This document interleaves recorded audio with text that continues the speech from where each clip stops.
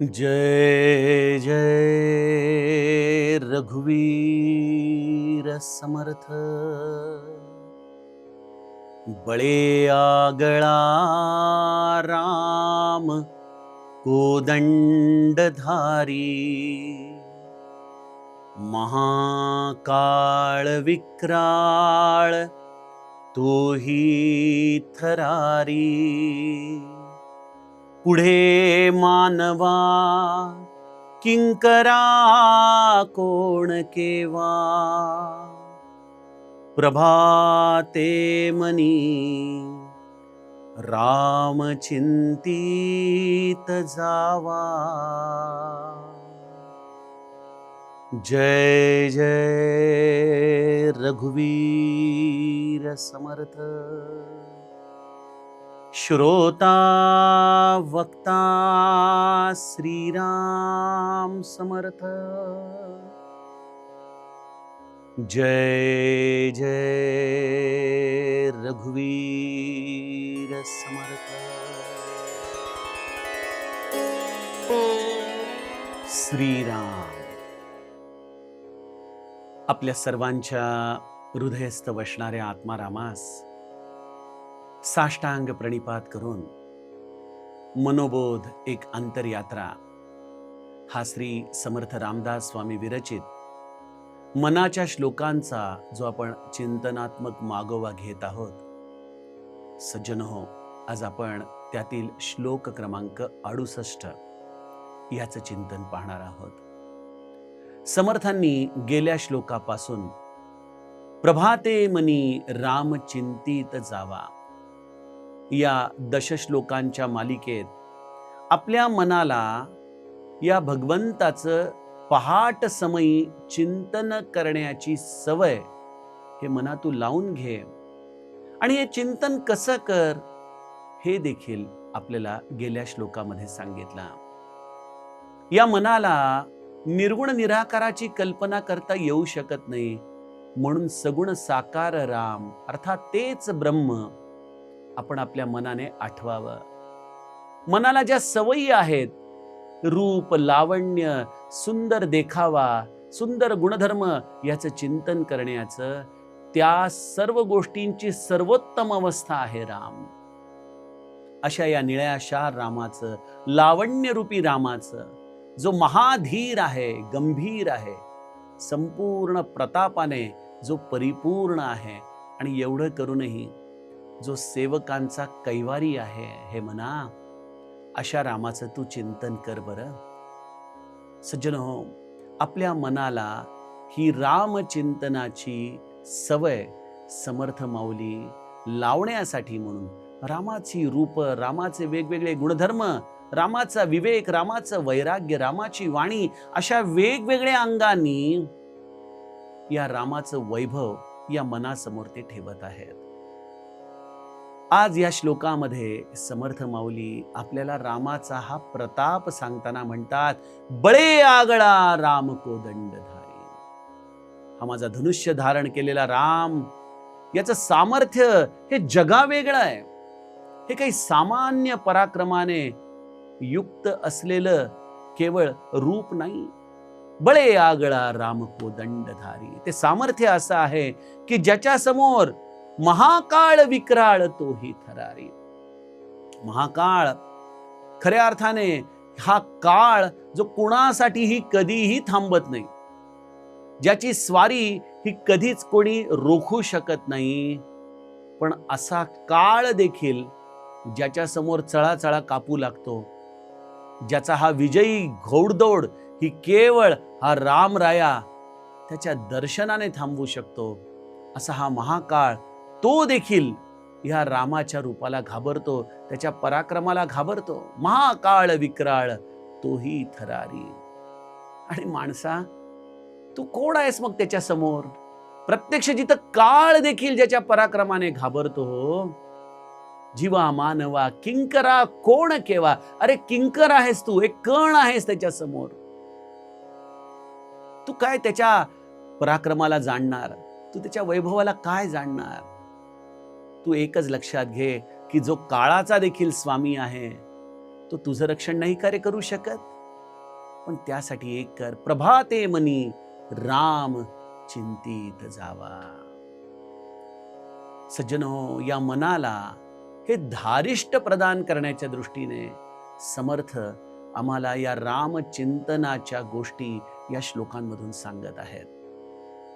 बघा, समर्थांचाच एक पुढे जाऊन मनोबोधामध्ये श्लोक आहे, भये व्यापिले सर्व ब्रह्मांड आहे, भयातीत ते संत आनंद पाहे.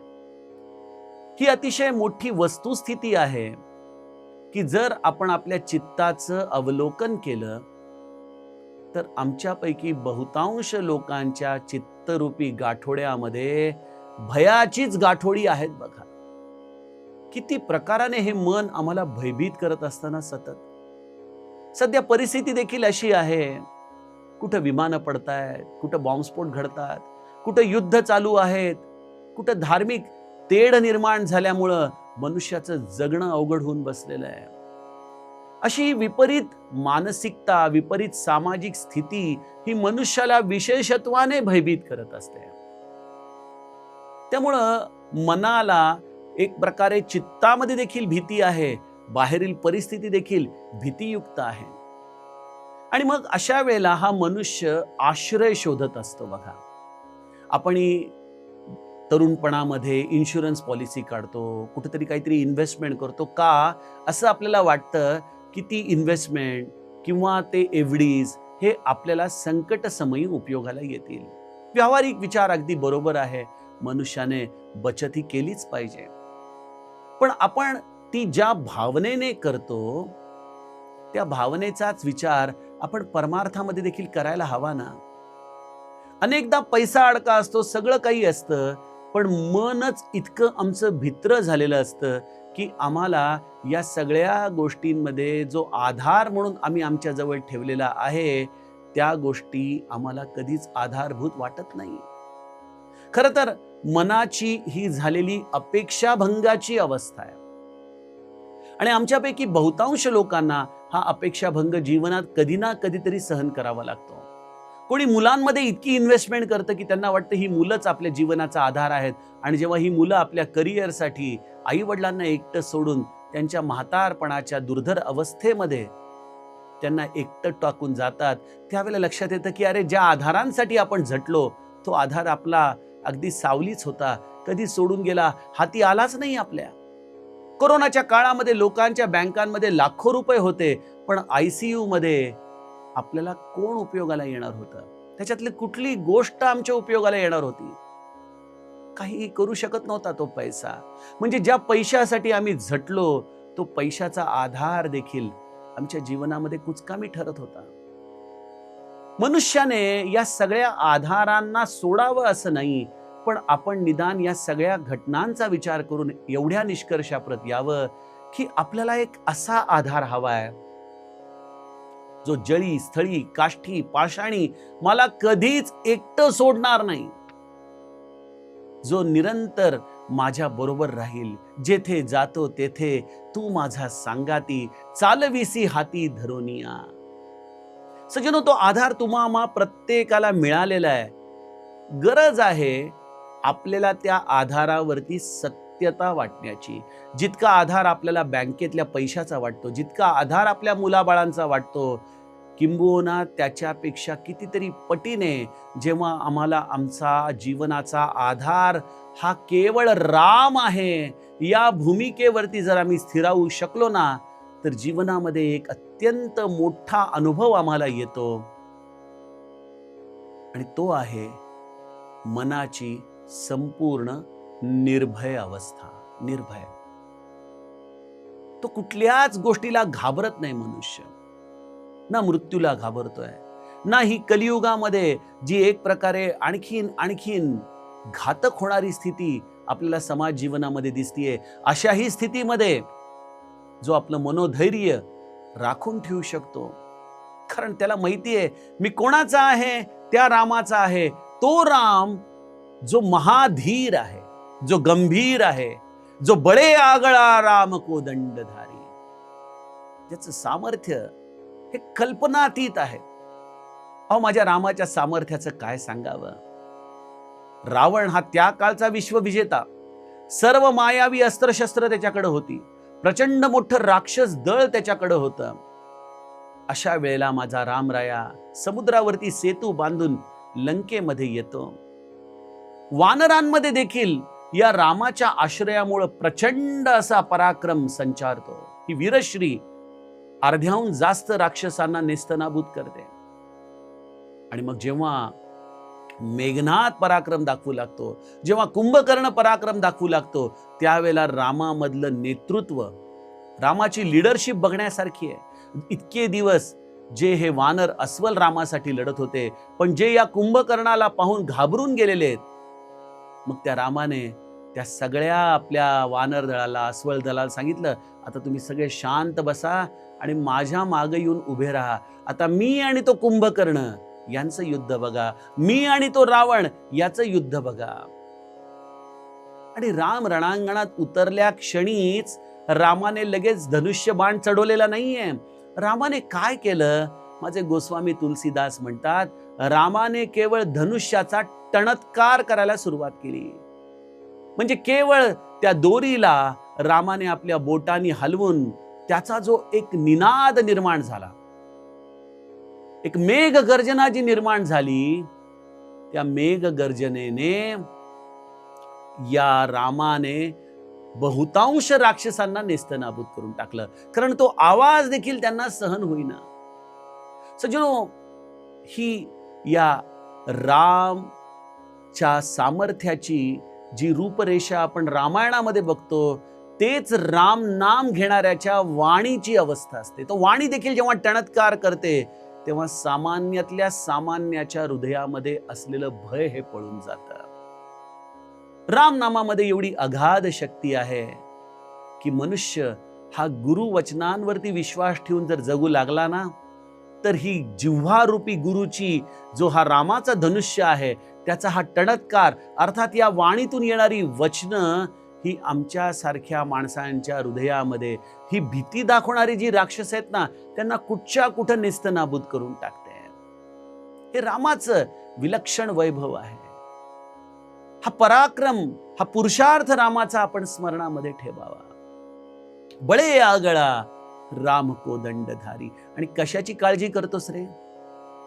हा पैसा अडका, मुलं बाळ, शरीर, या सगळ्या गोष्टी फार गौण आहेत. अरे उद्या प्रत्यक्ष मृत्यू जरी तुझ्या समोर आला ना, तर त्या मृत्यूला देखील जो थांबवू शकतो असा माझा रामराया आहे. महाकाळ विक्राळ तोही थरारी. कसली काळजी आहे, कसली भीती आहे. सज्जनो, आम्ही या रामायणाच्या या गोष्टी वारंवार ऐकतो. रामाचा पुरुषार्थ आपल्याला सगळ्यांनाच मनाला भावतो, पण आमच्या मनामधली भीती का जात नाही, हा खरा प्रश्न आहे. काय कारण असावं? एकच आहे, आम्हाला तो राम आपला वाटत नाही.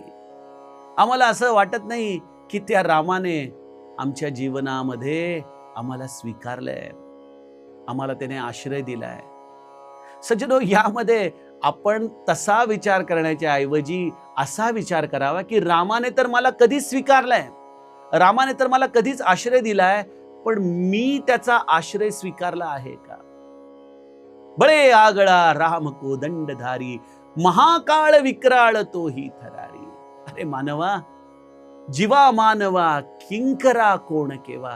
अरे तू किंकर आहेस रे, जो या ब्रह्मांडाचा स्वामी राम आहे, ज्याने या संपूर्ण ब्रह्मांडाची उत्पत्ती केली, ज्याचा स्वीकार केला, ज्याच्या केवळ भ्रुकुटी विलासावरती ही ब्रह्मांड निर्माण होतात आणि लयाला जातात. त्या ब्रह्मांडामधला तू एक अति सूक्ष्म जंतू आहेस, एक कृमी कीटक आहेस, एक किंकर आहेस. आणि तू असा विचार करतोस की त्या रामाने मला स्वीकारलं आहे का? त्याच्यामुळं तर तुझी उत्पत्ती आहे, त्याच्या आधारावर तर तू जगतोयस.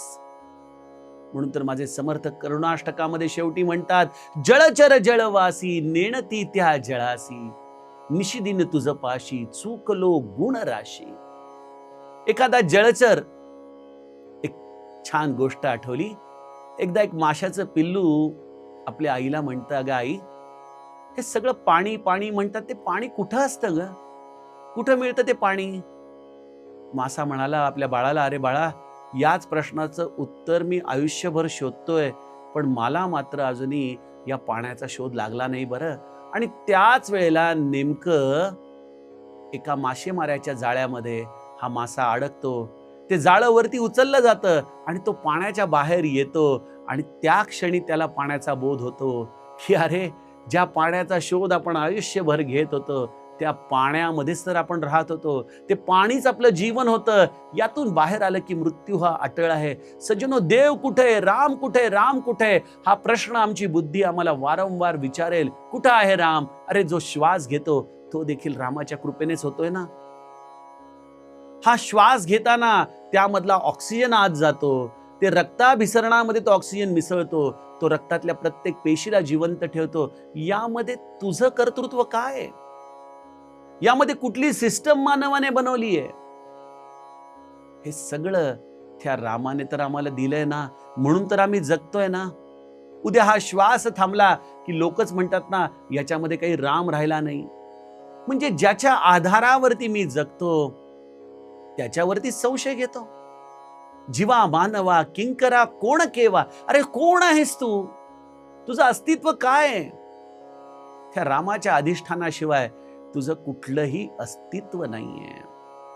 पण सज्जनो, मनुष्य असा असतो ना की तो आयुष्यभर मी मी मी करत करत जगत असतो. खऱ्या अर्थाने आपल्या आतमधल्या रावणालाच तो पोषत असतो. मोठे मोठे मनोरे आपल्या हृदयामध्ये तो बांधत असतो आणि मग म्हणतो, बघू देवधर्म म्हातारपणी जमला तर करूत. अरे, खरं तर तुझ्यामधून करणारा तो राम आहे. या भूमिकेशी जर तू एकनिष्ठ राहिलास तर कधी तुला अहंता स्पर्श करणार नाही. कधी तुला रावणासारखा अहंकार होणार नाही. कधीही तू हृदयामधल्या भक्तीला बंदिस्त करण्याचा प्रयत्न करणार नाहीस. पण यासाठी तुला या रामाचं चिंतन नको करे करायला. कोण आहे मी याचा शोध नको करे घ्यायला. आयुष्यभर या इंद्रियांच्या आधाराने बाहेर भटकतोयस. या डोळ्यांनी सुख घेतोयस, कानांनी स्वतःचं कौतुक ऐकतोयस, जिभेनी स्वतःच्या बढाया मारतोयस, चांगली चांगली उत्तम वस्त्र परिधान करून या कायेला तू सुख देण्याचा प्रयत्न करतोयस. या घ्राणेंद्रियांना देखील अत्यंत सुंदर अशी सुगंध देण्याचा प्रयत्न करतोयस. हे सगळं या बाह्य जगतामधून हे मनातून मिळवण्याचा प्रयत्न करतोयस. कधी या इंद्रियांना आत वळवलेस? कधी आपल्या हृदय सिंहासनावरती जो निरंतर आरूढ आहे त्या रामाकडं या इंद्रियांना त्यांची दिशा वळवून चिंतन करून प्राप्त करण्याचा प्रयत्न केलायस? सज्जनो, हे चिंतन अत्यावश्यक आहे.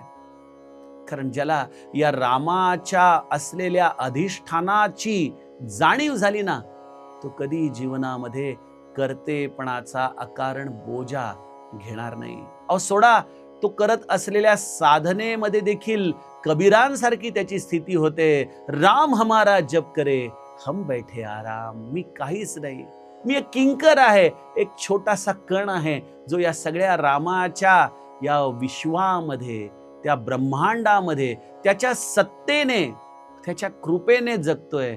अन्यथा मला माझं स्वतःचं काय अस्तित्व आहे? कोण आहे मी?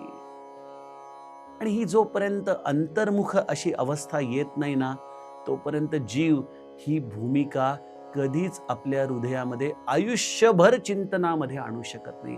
आणि पहाटेची ही वेळ अशी आहे की जिथं मनुष्य भगवंताचं चिंतन करत असताना, त्याचं नाम उच्चारण करत असताना, आपल्या हृदयामध्ये त्या रामाचं रूप आठवत असताना, त्याच्या गुणधर्मांना आठवत असताना, त्याच्या पुरुषार्थाला आठवत असताना स्वतःचा देखील तुलनात्मक अभ्यास या रामाबरोबर करू शकतो की अरे, मी कोण आहे? आणि पुढे सांगू का, या सगळ्या चिंतनातून आम्हाला हे जाणवायचंय की मी रामचरणाचा किंकर आहे. बघा, ज्याला कळालं ना की आपण किंकर आहोत, त्याचं कामच झालं. आज आम्हाला हे किंकर अनुभवता येत नाही. त्यामुळं आम्हाला असं वाटतं की त्या रामाला बघण्यासाठी मंदिरात जायला हवं. पण ज्याचं चिंतन हे असं किंकरासारखं सूक्ष्म सूक्ष्म अतिसूक्ष्म होत जातं, तोच या रामरूपाला आपल्या हृदयामध्ये प्राप्त करू शकतो. आणि हा अभ्यास म्हणजेच प्रभाते म्हणी रामचिंतित जावा. यातील पुढील श्लोकाचं चिंतन आपण उद्याच्या सत्रामध्ये करूया. जानकी जीवन स्मरण. जय जय राम. जय